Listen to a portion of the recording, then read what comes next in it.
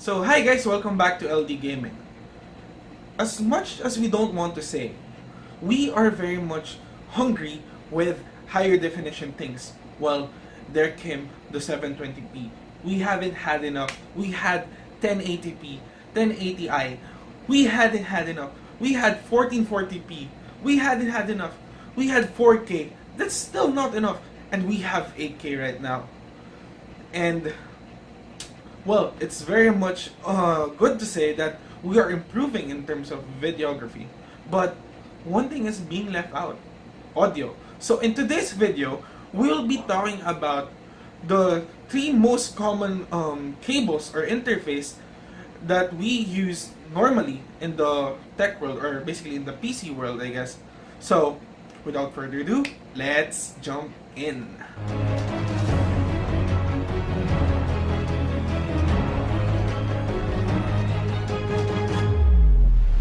LDGaming. So basically, we'll be talking about the audio cables, or where audio passes through in today's technology. So as of the moment, 2018, there are three commonly used audio interfaces. Well, the first one is this one, RCA, or the analog one, the 3.5mm jack.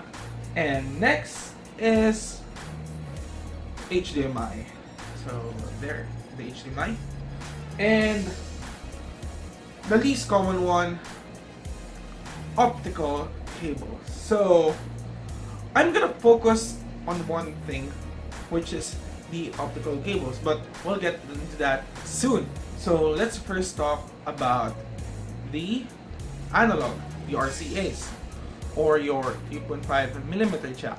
So RCAs are good because they're the simplest cables, or the simplest interface that you could have for your audio. Basically, it is either mono or stereo, left and right.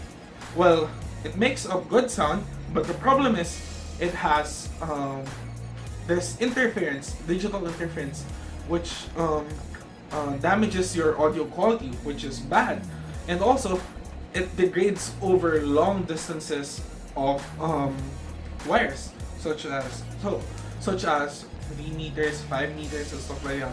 Which is why some of these cables are just limited to like 5 meters and stuff like that, and you need to have a booster or a repeater just to cover up the space remaining for it. Well, analog is down. Let's go to digital. Well, we'll go to the most common type that we are using nowadays, which is HDMI. Although there are many versions, one thing is for certain: HDMI stands for High Definition Media Interface. So basically, it transfers both video and audio in high definition.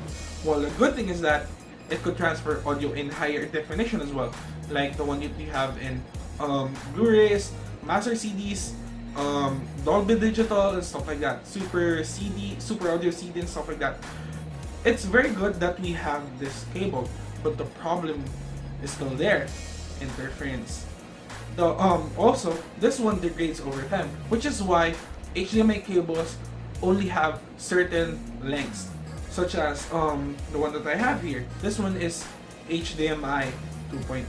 HDMI 2.0 has the highest quality of basically transfer rate. It has a higher transfer rate. It provides higher definition audio and video at the same time. But the problem is it could only last for short distances, such as 3 meters and stuff like that. So it's good.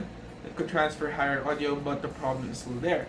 So there was a cable that was developed, and it's fast, and it has no interference at all because it uses light. Imagine, at light speed, it transfers audio at light speed. So low latency, no interference, because it doesn't use copper wires and stuff like that, because we're using glass or polished plastic.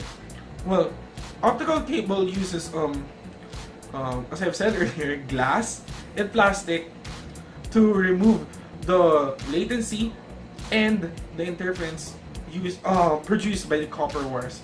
So it transfers data from an optical port using pulses of light at the speed of light.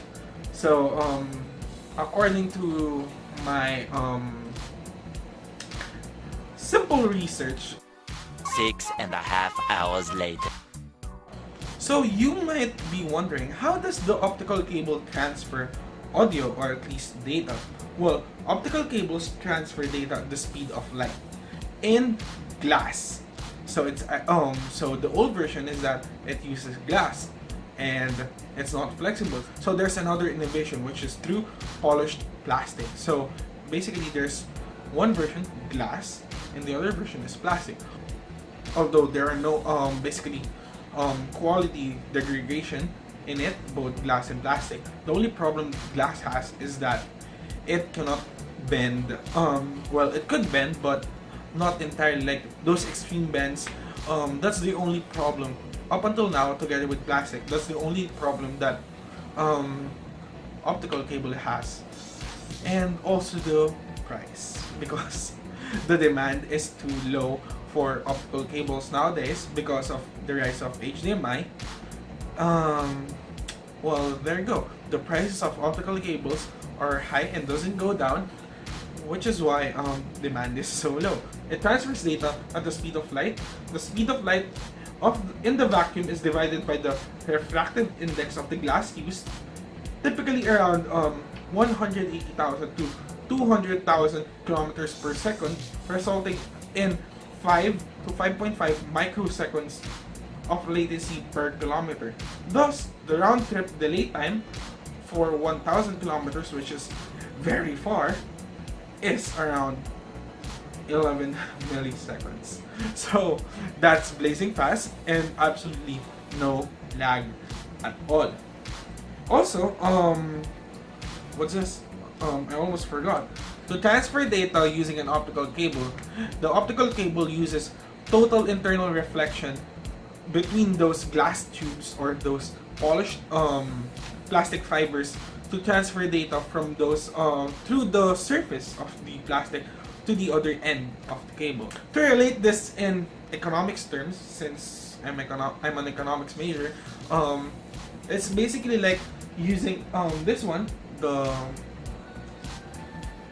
optical cable offers the best quality product, although it has a higher price, but the long-term effect of this to your for example to your PC or to a company, or it provides lasting service. So basically the returns for this product is pretty nice. Unlike this one is pretty cheap, but the problem is that it is not durable, because if you just fold it like this, you just rip it, it rips apart. Basically it rips apart. You twist it and turn it like this, it rips apart. And lastly, this one even though it has higher quality audio, higher quality video, but it has interference and also has lag. So one thing is for sure, to have long-lasting effect, long-term economic effect, and to save further, use an optical cable, guys. So thank you guys for watching. I hope you like this video. It is kind of boring, but I hope you like it. Please give it a like and please subscribe to LDGaming. Thank you guys for watching, and I'll catch you on the next one. Peace.